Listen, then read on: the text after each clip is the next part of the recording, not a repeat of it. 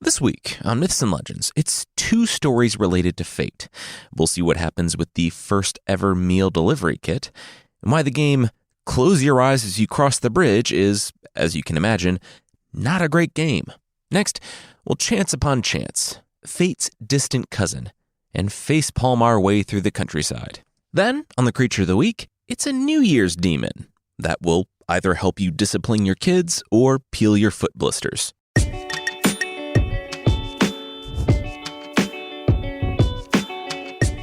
This is Myths and Legends, episode 252. Name that tune.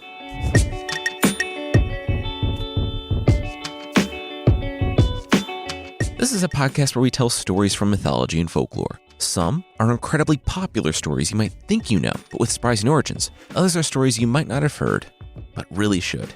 Today's episode comes inspired by a couple tales from Greek folklore. First up, it's a take on a story about a sack maker, but not just any sack maker, a singing sack maker. Two things can be said about him. One, he wasn't really a standout on either front, music or crafting, and he and his family existed well below the poverty line. Secondly, he was born before his time. With the right lighting, he probably could have racked up a lot of views and maybe even sponsors on a chill craft to music YouTube channel. But of course, that wasn't yet a thing. And so we open today at the Singing Sackmaker studio, after hours, just as he's literally tying up loose ends.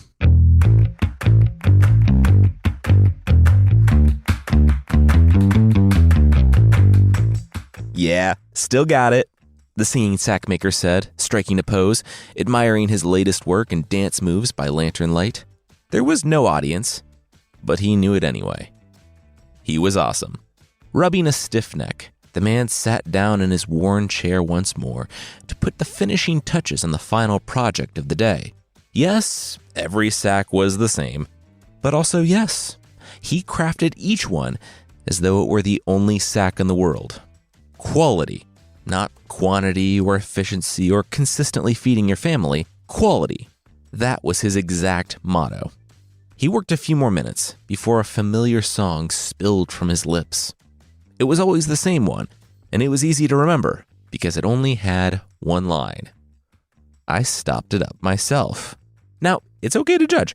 One line? The whole song? One line? Well, that's what everyone in town said, too. But then, I don't know. There was something about the melody that just worked. It was so catchy, and before anyone knew it, it was topping the charts. Even that one guy's lute ditty that was all the rage 2 summers in a row became sort of out of sight, out of mind. More than that, this new song was also really applicable to everyday life. If you clogged a toilet, if you passed a reservoir of water with a leak, or anything with a leak really, I Stopped It Up Myself was on the nose perfect. The Sackmaker sang the song pretty much constantly, and so anyone who passed by his open studio would hear his amazing tune. Even the king. I stopped it up myself. I stopped it up myself. I stopped it up myself. I stopped it up. Wow, that song, it just keeps going. The king remarked to an attendant and continued on his way. But the next day, the king heard it again. And that night, it was the same story. So this time, the king stepped into the studio to have a word with the odd, singing sackmaker with the catchy tune. The king had so many questions, like, how did you come up with that song? Why is that the only line? Don't you get bored with the same song? And what's your deal? The sackmaker, on this impromptu episode of Song Exploder, wasn't sure where to start, but the king pressed for details. And so the craftsman shared how it all began.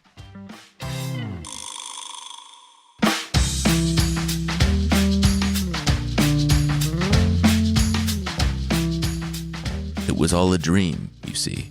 The sackmaker was frustrated by his lot in life. Why was the promotion never his? Why did poverty feel so permanent? Well, the sackmaker had gone to bed one night after praying for answers. And that night, he had the strangest dream. He dreamt of Waterworld. But not the Kevin Costner catastrophe, but a world filled with lots of water. Springs were everywhere. Rivers and creeks, trickles and drips. Waterways of all shapes and sizes flowed everywhere you looked. There were people milling about, too. So the dreaming sackmaker talked to someone and discovered that each waterway was a person's fate. It seemed success in life was measured not by hard work, but by the size of your dream state riverbed. And, it was very much apparent that size mattered and not how you used it in life. Anyway, naturally, the sackmaker inquired as to which flowing river represented his fate, and he was directed by friendly personnel to a small drip on aisle 5. Well, that certainly explained a lot. His waterway was simply blocked by something further up the pipe. Maybe if he could dislodge the blockage, yes, with a convenient stick right here, maybe he could fix this little problem and finally get that promotion his boss was always rejecting. Don't you own your own small business? Aren't you your own boss? The king interrupted. Never mind. Continue. Clearing his throat, the sackmaker explained. The dream state sackmaker picked up the stick and wiggled it around inside the dripping pipe. He felt the blockage all right, but just as he was trying to break it apart, the end of the stick snapped off and blocked whatever hole remained. You could say, I stopped it up myself. I stopped it up myself. I stopped it up myself. The sackmaker and the king couldn't help it and started dancing to the beat. Well, that is until the sackmaker rolled an ankle and had to sit down. It was just his fate.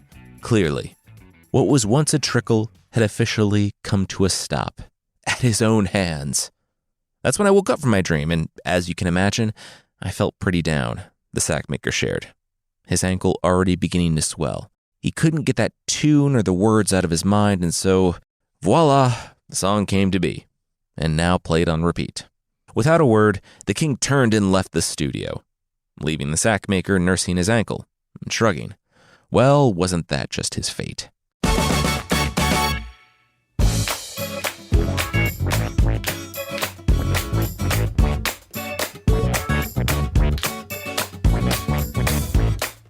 The next evening, however, something miraculous happened. The king, in the first ever meal delivery kit, sent over a pie to the sackmaker's studio, complete with contactless delivery. All you had to do was pop it in the oven for who knew how long at the temperature of fire, and it would be done. For several minutes, the sackmaker sat looking at the incredible pie. It was big, and according to the box, it wasn't just any pie. It was meat pie. He and his family of 5 could have full bellies for once. It would just be for one night, but hey, better than the nothing they were going to eat. But the pie would likely be enough for only one day, he realized. The sackmaker sat back, thinking again about his unlucky fate.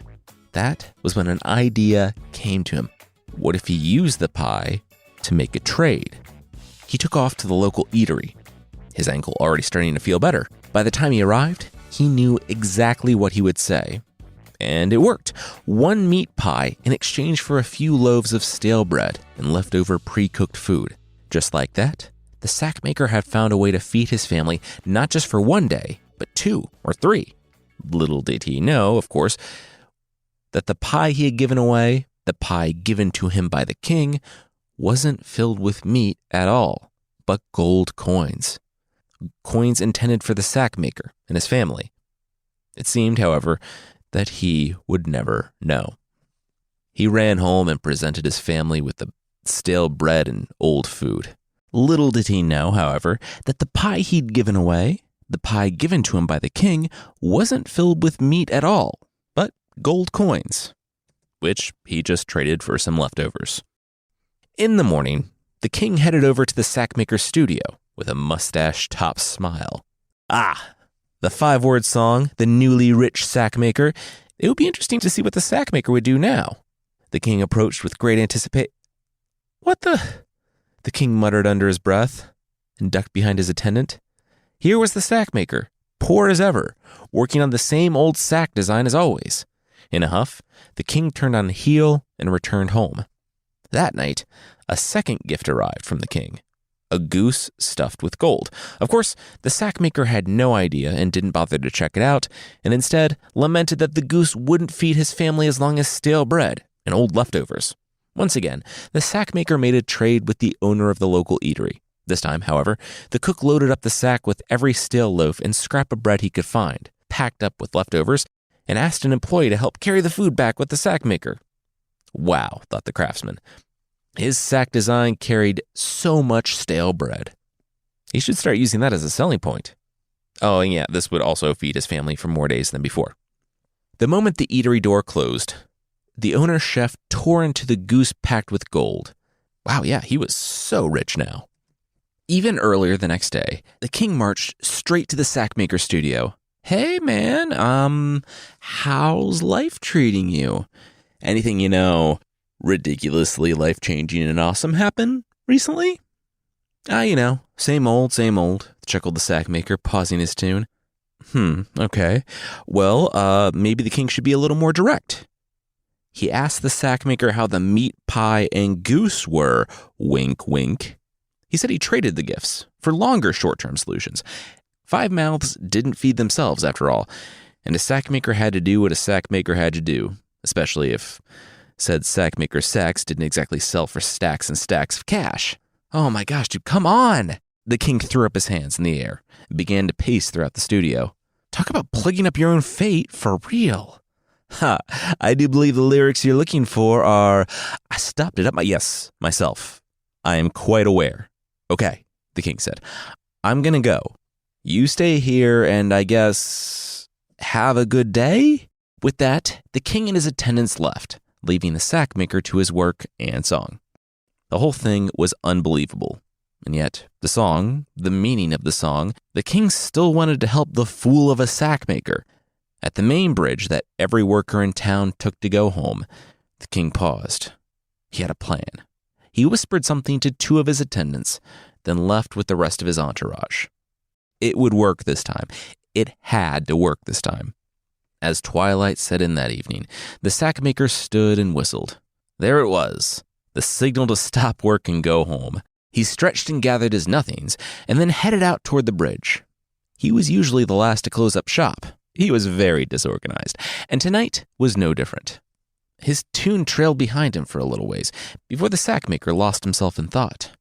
What a rotten fate and boring day he had. Why not spice things up a bit? Yes, this was just what he needed. Ahead, the low railings of the bridge came into view in the shadows.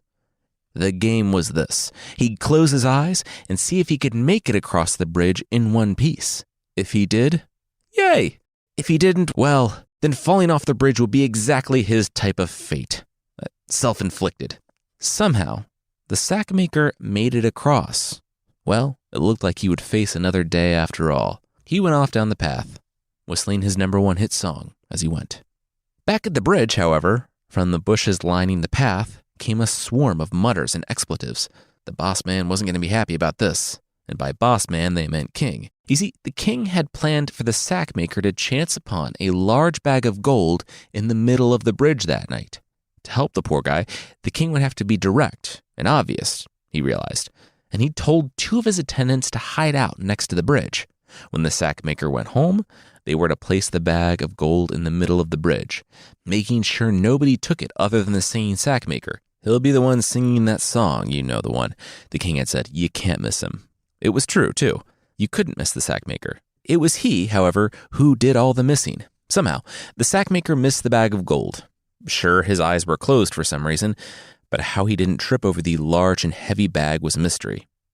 It was actually quite impressive, except now the attendants had to tell the king the bad news. Awesome. The king's face turned cold the moment he saw the silhouette of the bag. One job. Give the needy guy a big bag of money.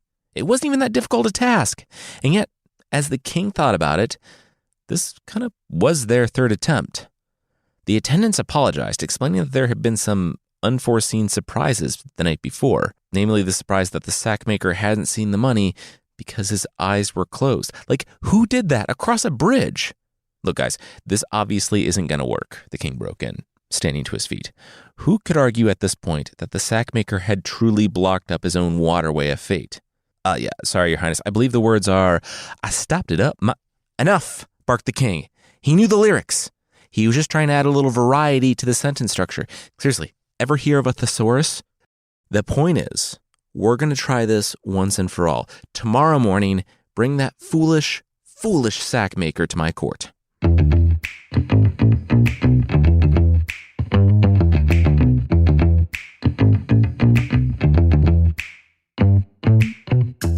We'll see that sack maker finally get what's coming to him, but in the good way.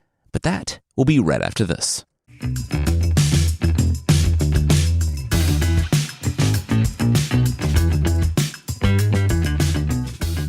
Early the next day, the sack maker bowed low before the king. One of the attendants flashed the craftsman a wide grin. That was the guy! The catchy song, "Can't Give Him Money If You Try" guy. He was here. The craftsman nodded. "Hey, thanks. Always nice to meet a fan." Also, what was that second part? The king waved a hand, and a hush fell over the court. He told the sack maker all about the 3 attempts to give the man with the unfortunate fate riches enough to change the course of his life. The meat pie, the stuffed goose, the bag of money sitting out in the open, right for the taking. But you closed your eyes on a bridge and walked right over it? Why? How? The king said at last. The sack maker looked surprised. Clearly, the only explanation was the craftsman's fate. All his ideas, trading the meat pie and the stuffed goose to the owner chef of the local eatery in exchange for stale bread, jazzing up his commute home the other night with a risky game of walk the bridge. Fate must have put all those ideas into his head. The attendants nodded to themselves, but something the sack maker said caught the king's attention. "Well, what was that thing you said?" he asked. "The part about the local eatery?" It came to light that the sack maker, in trying to feed his family as best he could, had traded the Trojan pie and Trojan goose, but like the opposite of those things because it was stuffed with good stuff, not angry Greeks, for stale bread and greasy leftovers. That was how the owner chef of the local eatery ended up in court that day, standing 6 feet away from the sack maker. They smiled at one another, although the smile on the owner chef's face seemed to be a little more forced. All at once, the king demanded an explanation. "Stale bread and drippings from your crock pot. Really? For all that gold?" the king asked, looking down his nose at the man who owned the eatery. The man laughed. Did the king ever hear of buyer beware? Caveat emptor?" Neither the king nor the sack maker were laughing. The sack maker also was still not sure what was going on. The eatery owner said, "Okay, so every time he got a meat pie or goose stuffed with gold, he had to run it by the king here?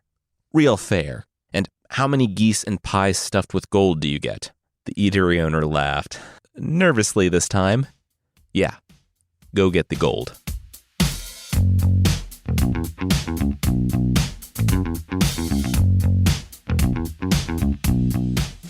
And so it was that the poor sackmaker's fate was forced to change that day at the hands of the king. Maybe. I mean, never underestimate the sackmaker's ability to self-sabotage. But for today at least, he had the equivalent of hundreds of thousands of dollars placed in his hands by the generous, mildly bored king. "I have unstopped it up myself today," the king beamed. And because he was the king, everyone agreed that it was a great song. He was so talented.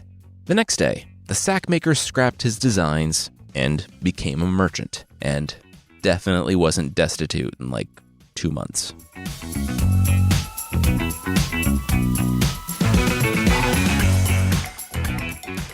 So I guess you can change your fate.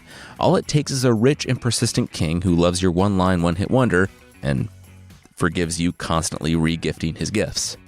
Next up, it's another tale from Greek folklore.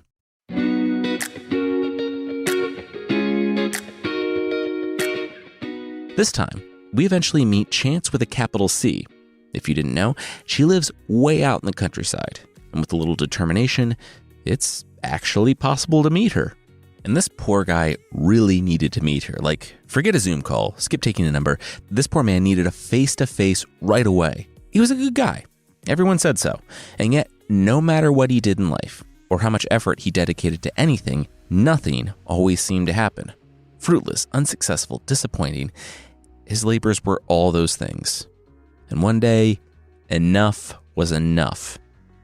Determined, the man decided to seek out Chance for himself, so he could ask her for a little change of pace, a win, even just one.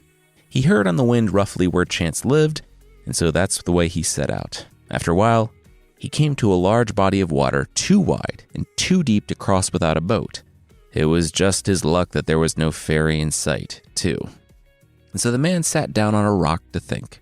Off in the distance, a ripple began to form. Then, a wake emerged and grew as the ripple swam toward the shore, toward the man thinking on a rock. A large fish popped its head above the surface of the shoreline and greeted the man with an eloquent, "Hello." It's my fish impression. "Whoa, okay," whispered the man in awe. That fish was massive. Look at the size of that thing. You could almost ride. Yeah, you could ride on that fish. Oh, he thought maybe he could ride the fish across the water to the other side. It was also nice. Yeah, okay. Less impressive that the fish could talk. So the man opened up about his journey to find Chance. The fish grinned. It would be more than happy to carry the stranger across to the other side and help him on his journey. That was, if the human could do the fish a little favor. Could he put in a good word with Chance? Specifically, I've got this awful pain in my back that no amount of physical therapy seemed to change, the fish said, stretching from side to side to highlight his limited range of motion. Of course, the man was happy to speak to Chance on the fish's behalf. But also, if the fish had persistent back pain, shouldn't he not carry a human on his back? The poor man was no ichthyologist, of course, but what do you? The fish balked, looking a bit offended. Look, you want to ride or not? And so it was that the poor man sat gingerly atop the fish's bad back and hesitantly took the fish ferry across the lake. But no sooner did he wave goodbye to the fish and walk through the next field that a group of soldiers swarmed him from all sides, brandishing pointed weaponry and shouting all sorts of commands. The man raised his empty hands in the air and tried to make sense of the chaos. He eventually got the gist of it, from all the poking, that the stranger would be accompanying them back to their ruler's castle. From the looks of things, the man had trespassed and would now have to make a compelling case as to why. "What are you doing in my land?" their formidable ruler demanded from the throne. And so the man explained his situation. He shared about his inability to catch a break in life, a case in point being arrested the moment he sets foot in a new land, his ride on the back of a fish with a bad back, and everything in between, which was basically just that he had decided to speak to Chance directly. When the man looked up, the throne was empty. Where had the... "Oh, you're right there. That's not super close at all," he said with a jump. The ruler had sidled up beside the man while he spoke and was now practically leaning on his shoulder. "Chance? The trespasser was going to speak with Chance? If I let you, will you promise to do me a favor?" the ruler whispered with wide eyes. The thing was, heavy lies the head that wears the crown, especially when we have a 100% failure rate when it comes to battles and skirmishes to date. We can't win ever, the ruler admitted, but maybe Chance can fix that. It was settled. The poor man walked out of the castle a free man and returned to the road, tasked now with asking Chance about his future and the futures of both the losing ruler and the pained fish.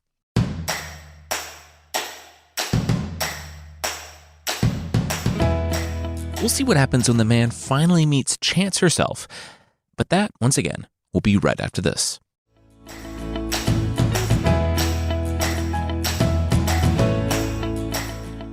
Eventually, he came across an expansive farm with beautiful fences and a Pinterest-worthy barn. He stopped when he saw the farmer wave and smile, and the pair got to talking. The farm was a blessing and a curse, it seemed, because the farmer tilled and sowed and worked the land year after year, only to come up empty-handed. No matter how hard he worked or how much effort he dedicated to producing a healthy harvest, there was never any yield. "I've worked this field for decades, but there's never anything to reap," the farmer said, kicking a fence post. The man knew very little about farming, but even to him, this whole situation sounded pretty ridiculous. "My life sounds ridiculous to you?" the farmer frowned, gripping his pitchfork so tightly that his knuckles looked as though they might burst. Say, good and patient and not ridiculous farmer," the poor man tried again. "If I'm going to see Chance, why don't I ask her about you, too? I'm already on the hook for the king and this fish with a bad back, so, it wouldn't really be any trouble." It was the right thing to say at the time, and with a nod, the farmer wished the man safe travels and success for both their sakes. So across the lake, through the kingdom, and past the farm our poor man traveled, searching for any sign of Chance. In a moment of doubt over which road to take, he spotted it. The place where Chance lived was there, plain as day, marked with a sign that said exactly that. With a deep breath, the man patted his way up to the front door. But even before his hand began to knock, it opened, and there stood Chance. She had been awaiting his arrival. Seated inside the house, the man shared why he had come. At the end of his monologue, Chance folded her hands and nodded. Very well. Within the next few days, Chance would send the poor man 3 opportunities to make something of himself. Chances, to be successful, important, rich, whatever the guy decided to do. There was no set schedule. The man should keep a watchful eye and live his life to the fullest while he waited. With that, Chance stood and showed the man to the door. He was so thankful he could hardly speak. Oh, but before leaving, he managed to pull himself together and asked for the additional favors on behalf of his 3 new acquaintances. The pair discussed until Chance and the man nodded to one another. And that was that. He had done it. He had found Chance, and he knew what he had to do. Retracing his steps, the man headed home. Along the way, he stopped at the farmer's land. Yes, he'd spoken with Chance, he'd shared. And would you believe it? Beneath the farmer's fields was incredible treasure. As in, like, make you rich beyond your wildest dreams, like fund a vanity project to space rich. That's why the crops grew but never produced, decade after decade. Their roots just couldn't run deep enough on account of all the fabulous treasure. The farmer threw down a shovel and slapped his knees. Treasure! On his land! This was totally unexpected, and wow, just wow. Hey, why don't you stay and help me dig it all up? The farmer said, beaming. I'd be more than happy to share the riches with you, seeing as how your widest farm is actually going to produce anything this century. Poor man shook his head. No, sorry. He needed to get home. Chance was sending something super awesome for him. He was going to be rich. Don't worry about him. Gotta go. Bye. The farmer shrugged and got to digging. Next, he came to the ruler who never won a battle. Discreetly this time, the poor man shared Chance's message. It seemed the ruler was a woman. Excuse me, the king, the ruler, barked. The poor man scuffled backwards and tripped over his own feet. Chance said, these are her words, these are her exact words. Chance said that because you're a woman, you couldn't win any. You know what? It was not worth repeating. She said some stuff. But let's not worry about what, the poor man decided to say. He realized being, blatantly misogynistic in front of the woman who could legally execute him, maybe not a great idea. He put his hands up. What if we jazz this scene up and say that maybe 2 heads are better than 1? Maybe pretend Chance said you need a supportive partner because being a ruler is a stressful job on your onesome. He tried again. The ruler gave the idea some thought and smiled. She could move on from this. Okay, fine. Did the poor man want to stand by her side and help lead the country with her? Wink. The poor man looked around at the lavish throne room, to the attendants and guards awaiting their ruler's beck and call, and a fine robe on every shoulder. Yeah, little cheap looking. He'd love to, but he really had to be getting home. He has something from Chance on the way, and it's important, and this time of year, people are always swiping stuff off porches. He had to go. Plus, it seems like ruling has kind of a lot of responsibilities. Yuck. With that, he turned and left, leaving the ruler and the entire court speechless. Finally, he came to the 3rd acquaintance, the fish. It seemed as though the creature's back was even more out of whack than before. You've really got to take better care of yourself, the man teased, and the fish waved a fin. That was a funny angle, though, and the movement made the fish grimace all the more. Here, the man said, beckoning the fish closer. I spoke with Chance, and your problem is that you have a thorn in your back, and I know how to remove it. Moments later, the thorn was out, and all it took was a slight puff of air across the fish's back. Honestly, it was crazy it hadn't just fallen out on its own. The fish was eternally grateful to the human for his assistance, and asked to repay the man the best he could. At the bottom of the deep lake lay an ancient and forgotten city, filled with amazing treasures and some cool inventions for people with hands. Wait here, and I'll bring up everything I can find. Put this young back to good use, am I right? Oh, that's really nice, the man exclaimed. But, he couldn't really wait around. He had to get home. There was this thing from Chance headed his way, and he'd be really upset if he missed it. The fish bobbed in disbelief. But all this stuff. Yeah, I mean, sure, whatever. I'm gonna explore the wide world, so final offer. The man laughed and looked at his wrist, where a watch would have been if that were a thing. Totally fine. He really should get going, though. You're looking limber, he called out with a grin, and jogged away.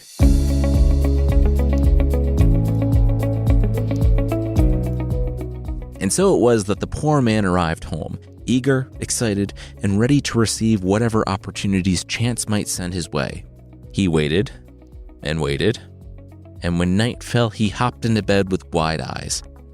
And there he waited, hour after hour, year after year, determined not to miss the opportunities chance would send his way.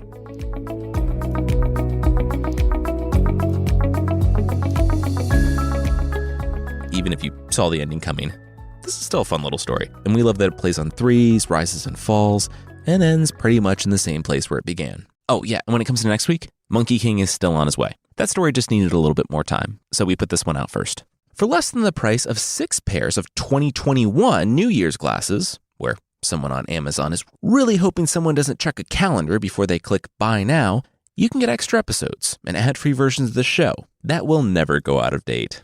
Check out mythpodcast.com/membership for more info on the membership.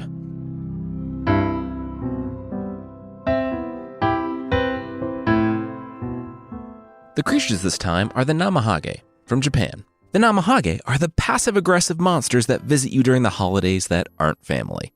They are oni, demon monsters, that live in the forest, and once a year, at New Year's, the horned, red or blue-skinned monsters are released by the gods and descend from the mountains wearing straw leggings and raincoats, carrying large knives, and asking you if you're ready for them to peel your blisters. Their name actually comes from some variation of the words peel blisters, because on New Year's Day, they'll go door to door, asking various questions, one of which is if you're ready to have your blisters peeled. I guess during the winter, people who spend too much time idle by the fire would get heat blisters or a rash. The monster will then offer to help you peel your blisters with its machete, that also apparently doubles as a pet egg. Like most evil creatures, they are apparently very eager to help you discipline your children, and like Krampus or every grim fairy tale ever, they serve as a warning to what could be if children misbehave, as in the children could be going with them and getting eaten. And I imagine a demon coming to your door asking your parents if you're behaving might be enough to get you through the year, or at least January. They also like hassling newly married couples, and back in the day, the couple had to lay out dinners and sake for the blister peelers, and then detail every bad thing they did that year. There's a legendary origin for these monsters, when a very early version were stealing crops and people from the villages of the Oga Peninsula. They all worked out a deal where, if the blister peelers would build 1,000 steps to the local shrine halls in one night, basically from the sea to the mountain peak, the people would stop fighting them and instead supply them with food and a human every year. If they couldn't do it, they had to leave the people alone and, I guess, only get humans if they were given humans. It looked like they were actually going to pull it off before dawn. So the leader of the village thought of a quick and easy solution.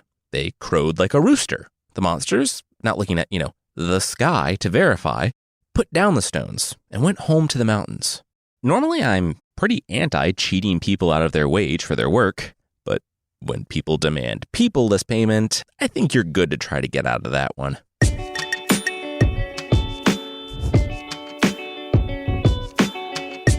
That's it for this time. Myths and Legends is by Jason and Carissa Weiser. Our theme song is by Broke for Free, and the Creature of the Week music is by Steve Combs. Thank you so much for listening, and we'll see you next time.